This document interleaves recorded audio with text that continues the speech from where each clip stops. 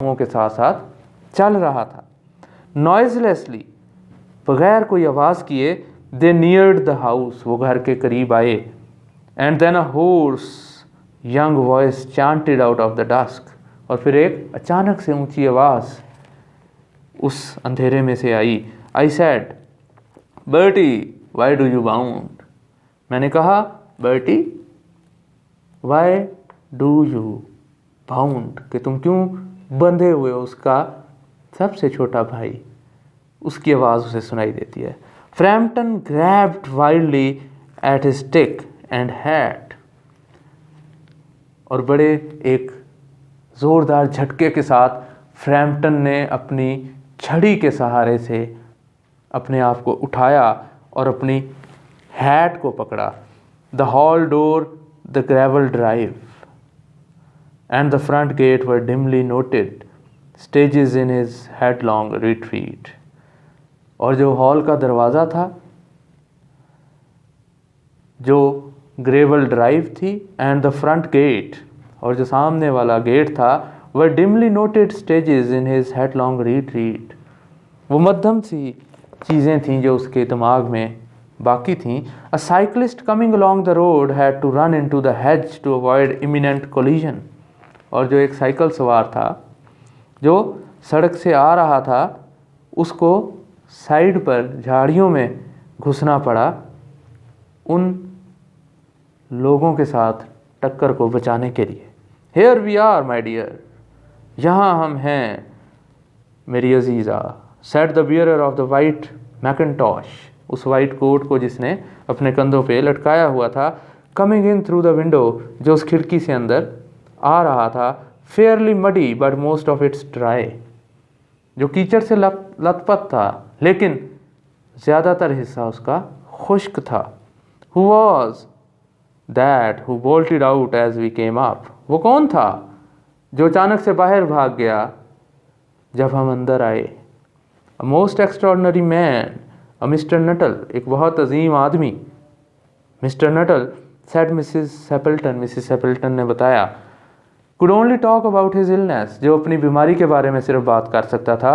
and dashed off without a word of goodbye or apology when you arrived, और यहाँ से भाग गया, चला गया जैसे ही आप लोग आए, बगैर अल्लाह हाफिज़ कहे, बगैर माजरत किए।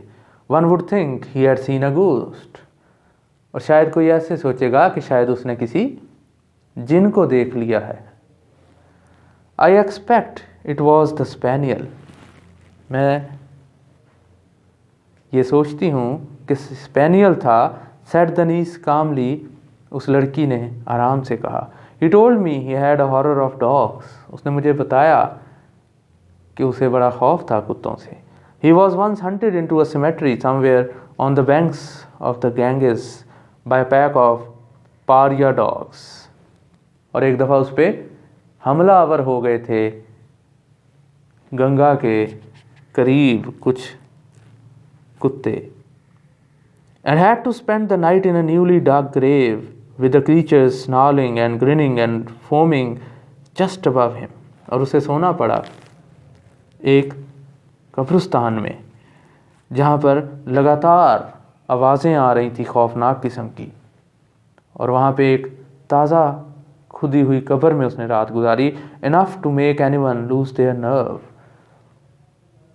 और ये जो उसने रात गुजारी ये काफ़ी थी किसी शख्स के दिमाग को हिला देने के लिए। Romance at short notice was her speciality, और romance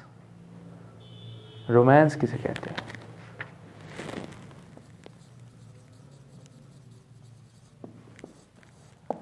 Romance, something charming, something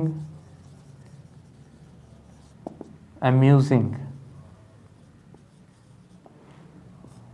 love, care. At short notice was her specialty, और ये रोमांस शॉर्ट नोटिस, अचानक से, ये उसकी क्या थी, स्पेशलिटी थी, इसमें वो माहिर था। ठीक है जी, क्लियर हो गई ये बात। कभी कभार वो कहते हैं कि जो आपका फेथ है, जो आपका बिलीफ है, जिस चीज़ को आप मानते हो, जिस चीज़ पे आप अकीदा रखते हो, और वो अकीदा इतना पुख्ता हो, तो वो चीज़ आपको मिल ही जाती है। तो आज 3 साल बाद इस शॉर्ट स्टोरी में उसने ये बताया है कि जो चीज़ वो सोच रही थी, जिस बात पर उसका पुख्ता यकीन था कि एक दिन वो वापस ज़रूर आएंगे। और ये यकीन क्यों था? क्योंकि उनकी जो बॉडीज़ थी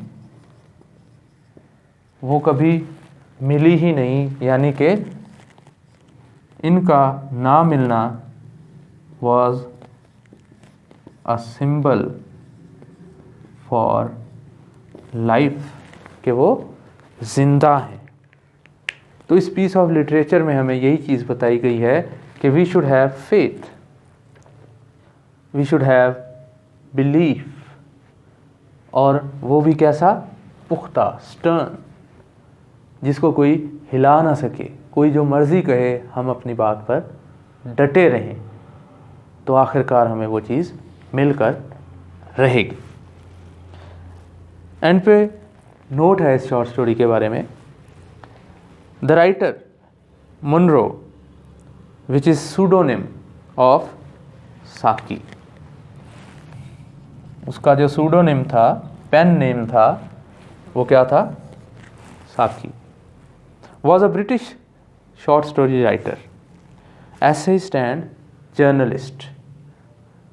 वो ब्रिटिश शॉर्ट स्टोरी राइटर था, ऐसे लिखता था और जर्नलिस्ट था, सहाफ़ी था। He was killed in action in the first world war, और उसको मार दिया गया था फर्स्ट वर्ल्ड वॉर में। His stories depict the social reality of his time. उसकी कहानियाँ जो मुआशरती सच्चाई है उस वक्त की, उनकी अक्कासी है। With the help of a flippant wit, जिसमें उसकी अपनी जहानत शामिल है, and power of fantastic invention, और जो तख्लीक करने की ताकत है उसकी राइटिंग में वो बहुत ज़्यादा है। His short stories and sketches are written in a style studded with epigrams and with well contrived plots. अब उसकी जो शॉर्ट स्टोरीज हैं उसके अंदर उसने अक्कासी की है और ऐसे अंदाज में लिखा है कि उसका जो प्लॉट है वो बहुत उम्दा है। Often turning on practical jokes, अमली लतीफ़े लिखे हैं उसने, एंड सरप्राइज एंडिंग्स, और बहुत सरप्राइजिंग, चौंका देने वाली एंडिंग्स हैं, इख्तिताम हैं। His stories reveal a view of cruelty, उसकी कहानियों में एक्सक्यूज मी, जो क्रूएल्टी है, जो जुल्म है, उनका व्यू दिया गया है in their author, and a self identification with the infant terrible, और उसने अपने आप को मनवाया है इस बात से। द ओपन विंडो पॉसिबली, ये जो शॉर्ट स्टोरी है ओपन विंडो, ये वो कहता है it is his most famous story, उसकी सबसे मशहूर कहानी है, and frequently anthologised, was published in 1914, ये 1914 में पब्लिश की गई। In the story Vera a charming teenager plays a practical joke on a nervous visitor causing him to flee the house. वो खेलती है दिमाग के साथ उस मेहमान के और उसे कहानी बता के खौफज़दा कर देती है इस हद तक कि वो वहाँ से भाग जाए। द स्टोरीज सरप्राइज एंडिंग, और ये जो चौंका देने वाले इख्तिताम है इस कहानी का, इट्स विटी कंसाइज नैरेटिव, और दानिशमंदाना जो बयानिया है इस कहानी का, and its slightly sinister tone are the trademarks of Munro's fiction, और इसकी जो हल्की सी सिनिस्टर टोन है, अजीब लगने वाली टोन है, वो ट्रेडमार्क्स हैं मुनरो की फिक्शन का। इमेजिनेशन का, fiction imagination. It is one of the Munro's shortest stories, और ये मुनरो की छोटी कहानियों में से एक कहानी है। बेयरली 3 पेजेस इन लेंथ, जिसकी लंबाई 3 सफ़ात है। It is perfectly crafted and stands out of the writer's deft use of language and verbal economy. और ये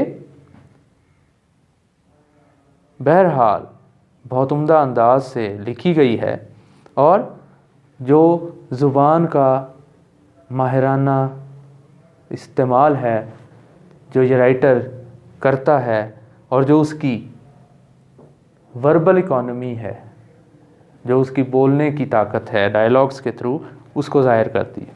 the open window follows the same essential setup. Open window वही लाजमात फॉलो करता है as many of Munro's other stories, जैसा कि Munro की दूसरी कहानियों में नज़र आता है। In having an adolescent character who is supposed in innocence turns out to be guile. एक जवान किरदार के थ्रू जिसकी इनोसेंस नज़र आती है और वो बदल देती है हर चीज़ को। Cunning and mischief in disguise, जो बहुत चालाक नज़र आता है, दिखाया जाता है, और मिसचीफ इन डिस्गाइज, हर चीज़ को हिला कर रख देता है। The window in the story is at once a symbol of the aunt's hope. तो जो विंडो है वो जो उस खातून की उम्मीद है उसका सिंबल है, and that her husband and brother will return, and a symbol of वेराज expensive imagination. और जो वेरा उस जवान लड़की की जो तख़य्युलाती अमल है उसको ज़ाहिर करता है। Vera uses the window as a means to escape the boring adult world and imagine a more fantastical reality. Vera उस विंडो का इस्तेमाल करती है इस दुनिया से बाहर निकलने के लिए, अपनी सोच को मुस्बत बनाने के लिए, और उन तमाम तल्ख हकीकतों से भागने के लिए जो इस दुनिया में रहते हुए उसको देखना पड़ती है। It is a symbolic window to a different world through which Vera can travel into an alternate reality. और ये जो सिम्बॉलिक विंडो है ये एक ज़रिया है उस जवान लड़की के लिए कि वो इस दुनिया से बाहर अपनी एक हकीकी दुनिया बना ले और मुतबादिल दुनिया में निकल जाए, entirely of her own making, एक ऐसी दुनिया जो वो खुद बनाएगी। To Vera the window is a blank canvas. Vera के लिए जो विंडो है वो एक खाली कैनवस है जिसमें वो जो चीज़ चाहे वो डाल सकती है। She uses it to create a world separate from the dull adult world she is forced to inhabit. और वो उस खिड़की का इस्तेमाल करती है, उस कैनवस का इस्तेमाल करती है एक ऐसी दुनिया बनाने के लिए जो इस दुनिया से मुख्तलिफ है, जिसमें रहने के लिए उसको फोर्स किया जाता है, उसके साथ ज़बरदस्ती की जाती है। The open window is about the capacity of story telling. ये जो कहानी है, शॉर्ट स्टोरी है ओपन विंडो, ये उन तमाम चीज़ों पर मुश्तमिल है जो स्टोरी टेलिंग के लिए ज़रूरी हैं। टू एंटरटेन थ्रू ह्यूमर, मज़ाक के ज़रिए लोगों को महसूस करने की, एंड ट्रिकरी, और ट्रिक के ज़रिए। The story itself is therefore an imagined world that inverts the normal power between adult and children. ये कहानी खुद एक ऐसी तख़य्युलाती दुनिया पर मुश्तमिल है जो एडल्ट और चिल्ड्रन, बच्चे और जवानों के लिए मज़ाक के ज़रिए एक पैगाम देती है। And cast Vera as the holder of truth and power, और वेरा का जो करेक्टर है वो इस तरह से पेश करती है कि जैसे वो सच्चाई और ताकत से भरपूर हो। And Framton as the gullible adult, और फ्रैम्पटन का जो करेक्टर है वो ऐसे पेश किया गया है जैसे एक आम आदमी हो, जो कि इस चीज़ की इजाज़त नहीं देता कि कोई शख्स अपनी सोच के ज़रिए आज़ाद हो सके। Just as Vera tricks Framton, so Munro tricks readers by leading them to believe that Vera is a credible story teller. जैसे कि वेरा फ्रैम्पटन से चालाकी करती है, इसी तरह जो राइटर है वो रीडर्स के साथ चालाकी के साथ खेलता है और ऐसा पेश करता है वेरा को कि जैसे रीडर्स, पढ़ने वाले ये सोचें कि वेरा कहानियाँ सुनाने में माहिर है। Vera the fiction master is characterised as a story teller whose specialty is romance at short notice। अब वेरा जो स्टोरी टेलर है उसको ऐसे पेश किया गया है कि वो स्पेशलाइज्ड है किस चीज़ में, रोमांस एट शॉर्ट नोटिस, कि वो अचानक से मज़ा भर देती है, एक नई चीज़ ला देती है। Made up stories of a wild और इम्प्रोबेबल नेचर, और ऐसी कहानियाँ सुनाती है जो जंगली और अजीबोगरीब हों। The issues of fiction, perception, absolute truth and absolute reality are brought up in this miniature short story. और इस शॉर्ट स्टोरी में हमारे पास कौन कौन से इश्यूज आए हैं, वो कहते हैं, एक है फिक्शन, फिक्शन मीन्स इमेजिनेशन। दूसरा है परसेप्शन, जिसको हम कहते हैं समझना। तीसरा है एब्सोल्यूट ट्रुथ, हरफ आखिर जिसे हम कहते हैं। और आखिरी है एब्सोल्यूट रियलिटी, हकीकत। ये चार चीज़ें वो कहता है कि इस शॉर्ट स्टोरी में नज़र आती हैं। पहली चीज़ है फिक्शन, इमेजिनेशन, क्योंकि जो वो कहानी सुना रही है वो हमारे लिए सिर्फ तख़य्युल है। परसेप्शन, कि हमने क्या परसीव किया उन जुमलों से जो हमने पढ़े। एब्सोल्यूट ट्रुथ, हरफ आखिर, कोई भी बात आज की दुनिया में एब्सोल्यूट ट्रुथ नहीं होता। जो समझने की बात है वो ये है कि ट्रुथ इज़ ऑलवेज रिलेटिव। जैसे ही कोई नई बात आ जाती है तो जो पुराना सच है वो मोल्ड कर दिया जाता है। जैसे ही कोई नई चीज़ ईजाद हो जाती है तो जो उससे पहले की ईजाद शुदा चीज़ है वो बदल जाती है। एब्सोल्यूट रियलिटी, हकीकत क्या थी कि 3 साल हो गए उसका खामंद और उसके भाई नहीं आए, तो अब भी वो नहीं आएंगे, लेकिन वो हकीकत बदल गई और वो वापस आ गए उस उम्मीद के सर पे, उस बिलीफ के सर पे जो मिसिस सेपल्टन का था कि वो एक दिन ज़रूर आएंगे। ठीक है जी, आप ये पढ़ेंगे और अगर आपको इसमें कोई चीज़ समझ नहीं लगी तो आपका व्हाट्सएप ग्रुप बना हुआ है, आप उसमें मेरे से क्वेश्चन पूछ सकते हैं। एंड पे उन्होंने क्वेश्चंस दिए हैं, इन क्वेश्चंस को ये शॉर्ट स्टोरी का लेक्चर पढ़ के आपने असाइनमेंट के तौर पे जमा कराना है। 4 क्वेश्चंस हैं, इनमें से कोई से 2 आप अटेम्प्ट कर सकते हैं। ठीक है, उसके बाद अगर उसमें कोई कन्फ्यूजन है तो आप व्हाट्सएप ग्रुप में मेरे से पूछ सकते हैं। Thank you.